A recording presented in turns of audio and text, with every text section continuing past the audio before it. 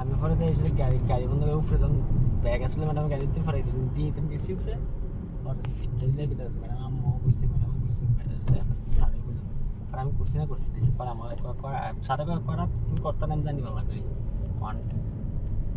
বক্সে দিয়ে দিচ্ছি পাশে দেখে দিল এটা কি তো মেন রোড? এটা হলো নাঙ্গলকোট রোডটা, এটা মনোরগঞ্জের রোড তো সোজা কিন্তু শর্টকাট হয়েছে ইন্ডিয়া।